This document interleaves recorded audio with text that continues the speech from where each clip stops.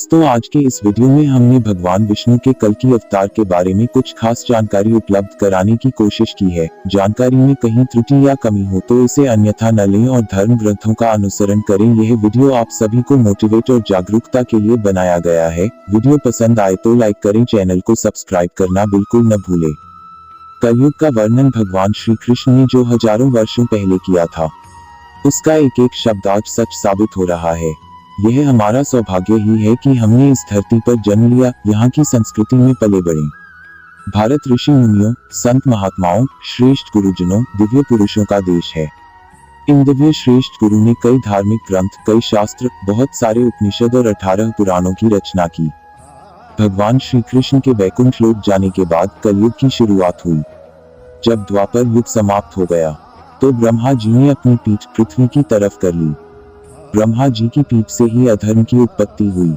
इसी अधर्म के सहयोग से काम, क्रोध, लोभ, मद, अहंकार आदि की भी उत्पत्ति हुई। इन्हीं सबसे मिलकर कलयुग की रचना हुई।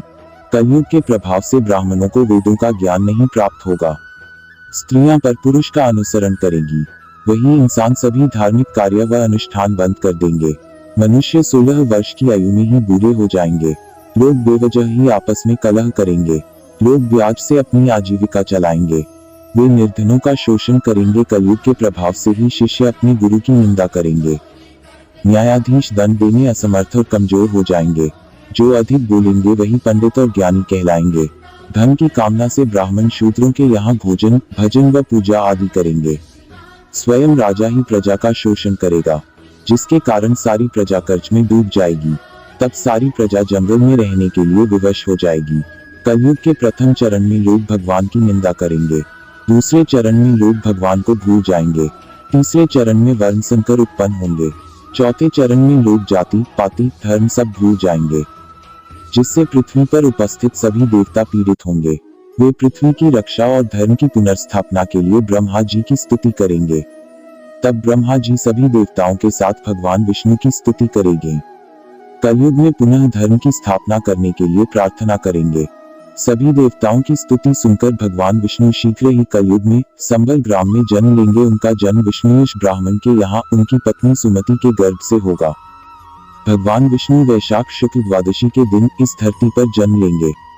भगवान विष्णु के इस धरती पर आते ही स्वयं गंगा जी उनका अभिषेक करेंगी। सभी लोग वेदों का अनुसरण करेंगे। सहृदय ब्राह्मण विष्णुयश पुत्र के नामकरण के लिए यजु और सामवेदी ब्राह्मणों को आमंत्रित करेंगे। भगवान कल्कि के बालक रूप का दर्शन करने के लिए सब चिरंजीवी भिक्षुक का भेष बनाकर संभल ग्राम में आएंगे। धर्म ग्रंथों के अनुसार कलयुग का प्रारंभिक 302 ईसा पूर्व से हुआ था। श्री कृष्ण के पृथ्वी लोक से विदा लेते ही कलयुग का प्रथम चरण शुरू हो गया। पुराणों के अनुसार पृथ्वी पर कलयुग का इतिहास 4,32,000 वर्षों का होगा। अभी कलयुग का प्रथम चरण चल रहा है। इसका मतलब 3102 और 2023 दोनों मिलाकर 5125 साल कलयुग के बीत चुके हैं और 4,26,875 साल अभी बचे हैं। कल्कि अवतार की उत्पत्ति कलयुग के अंत में होगी। श्रीमद् भागवत पुराण के 12वें स्कंद के 24वें श्लोक में बताया गया है कि जब गुरु, सूर्य और चंद्रमा एक साथ पुष्य नक्षत्र में प्रवेश करेंगे तब भगवान कल्कि अवतरित होंगे। कलयुग की समाप्ति और सतयुग के संधि काल में ये अवतरित होंगे। पुराणों में श्रीहरि के 10वें अवतार की जो तिथि बताई गई है उसके अनुसार भगवान सावन महीने के शुक्ल पक्ष की पंचमी तिथि को जन्म लेंगे। कल्कि पुराण के अनुसार भगवान विष्णु का कल्कि अवतार संभल गांव में होगा। मान्यता है कि उत्तर प्रदेश के मुरादाबाद के पास स्थित संभल गांव में भगवान विष्णु का 10वां कल्कि अवतार होना है। कैसा होगा कल्कि अवतार का स्वरूप?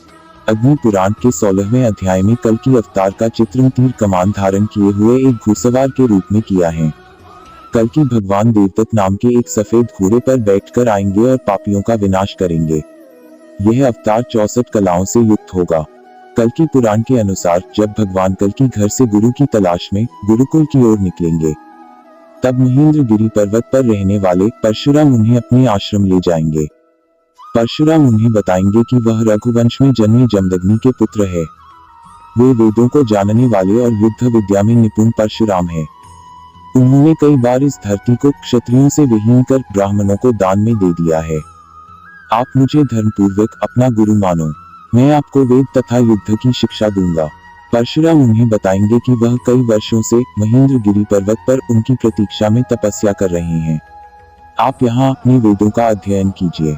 तब भगवान कल्कि वेदों का अध्ययन करेंगे, साथ ही 64 कलाओं का ज्ञान प्राप्त कर संपूर्ण विद्या में पारंगत हो गए। इसके बाद परशुराम से कहेंगे कि जिस दक्षिणा के देने से मुझे सर्व सिद्धि की प्राप्ति हो, जिस दक्षिणा की प्राप्ति से आप संतुष्ट हो, वह दक्षिणा मुझे बताइए।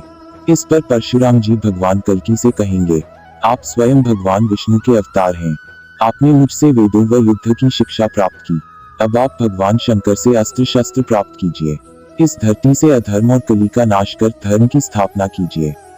यही मेरी गुरु दक्षिणा होगी। भगवान कल्कि परशुराम से आशीर्वाद ले भगवान शंकर के पास अस्त्र शस्त्र प्राप्त करने के लिए जाएंगे।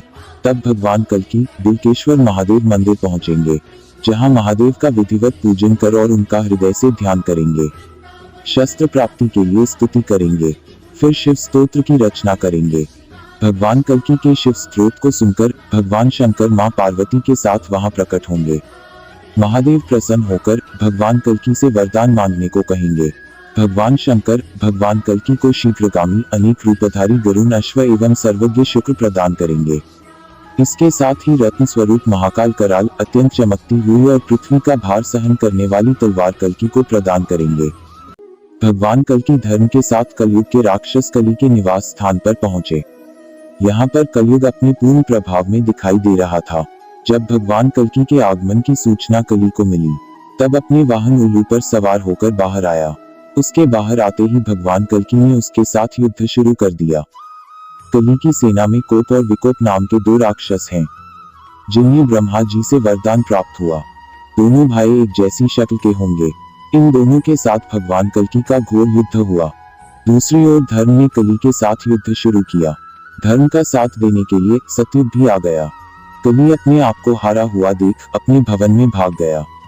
अंततः भगवान कल्कि ने कोप और विकोप का संहार किया। इधर भगवान कल्कि की सेना कली की सेना का संहार कर रही थी। कल्कि की सेना ने कली की संपूर्ण सेना का संहार कर दिया। फिर धर्म सत्य को साथ लेकर राक्षस कली की राजधानी में प्रविष्ट हुए। धर्म ने अपने अग्निबाण से कली के संपूर्ण नगर को जला दिया, जिसमें कली की पत्नी भी जलकर मृत्यु को प्राप्त हुई। तब कली रोता हुआ अदृश्य रूप में अन्य युग में प्रवेश कर गया। इस प्रकार कली यह युग छोड़कर भाग गया। जब भगवान कल्कि राक्षस कली कोप विकोप पर विजय प्राप्त कर लेंगे, तब वे वहां से अपने अश्व पर सवार होकर अपनी सेना सहित मलाड नगर में पहुंचेंगे।